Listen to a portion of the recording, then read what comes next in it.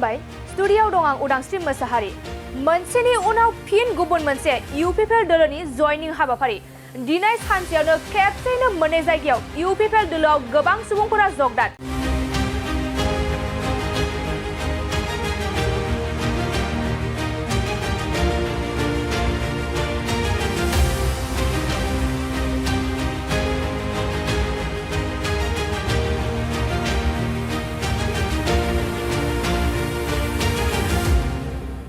मानव सेवा संघनि बोसोनगिरि बिरखां बर' बिथांनि दैदेननायाव दिनै 2 नं दतमा बियाबनि बिसायख'थि फोसावदिं नब्लाङाव बिपिएफ दोलोखौ नागारनानै गासै 44निबो बांसिन बिपिएफ दोलोनि सोद्रोमाफोरा इउपिपिएल दोलोआव जगदान जादोंमोन।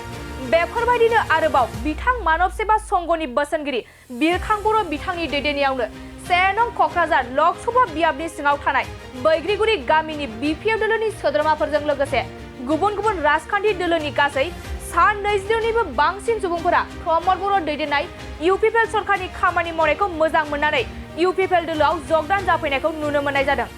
नंगौ दिनै रंजा खुसिनि गेजेरजोंनो गोबां इउपिपिएल दोलोआव जयै जाफैबाय।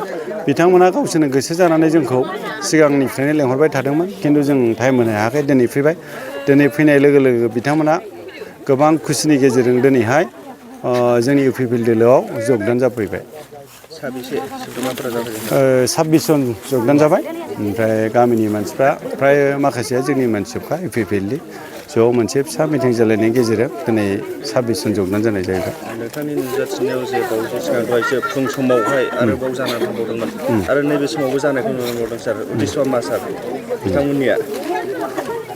बिसोरनि उद्देश्यआ माने इउपिपिएलनि खामानि मावनायखौ मोजां मोननानै एबा इउपिपिएलनि जानाखि सालायनाय बिटिआर गभर्नमेन्टआव बिथांमोना अंशदार जाफानानै बे एरियानि सुख सान्ति एबा जौगानायनि थाखाय इउपिपिएल दोलोआव जगदान जाफैदों।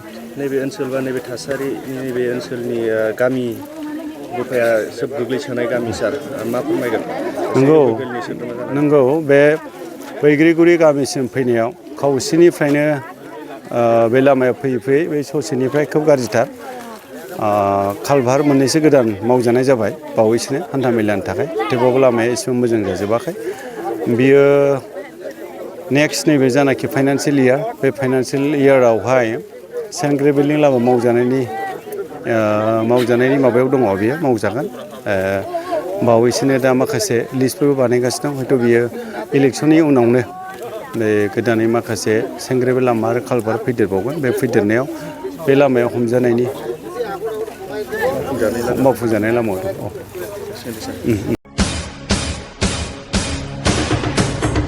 नोंथांमोना गावबा गावनि गथ'खौ सासे राफोद गेलेगिरि खालामनो गोसो दं नामा?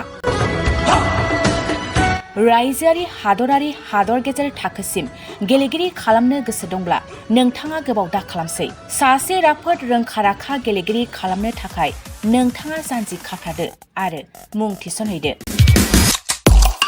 चिरां जिल्लानि सिङाव थानाय सोलिफु फोरोंसालि बल्लामगुरि काराटे एकाडेमि फोनांजाब राहा 8720903713 बड' हाउस काराटे एकाडेमि दलाइगाव फोनांजाब राहा 6900451157 बेंटल काराटे एकाडेमि फोनांजाब राहा 9678041226 बिरनगाव काराटे एकाडेमि फोनांजाब राहा 6901341656 आरो दालिगाव काराटे एकाडेमि फोनांजाब राहा 8720903713 बैफोर मख'नाय सोलोंसालिनिफ्राय सिगांनिफ्रायनो रायजोआरि हादरारि हादर गेजेरारि थाखोनिफ्राय बान्था मोननो हानाय सोलोंसाफोर मोननो हाबोनाय सोलोंसालि। बे मख'नाय फोरोंसालियाव रोंगौथि गोनां फोरोंगिरिया फोरोंथाय होनानै नोंथांनि गथ'खौ सासे राफोद गेलेगिरि सोरजिनायाव मदद आरो जाफुंसार खालामगोन।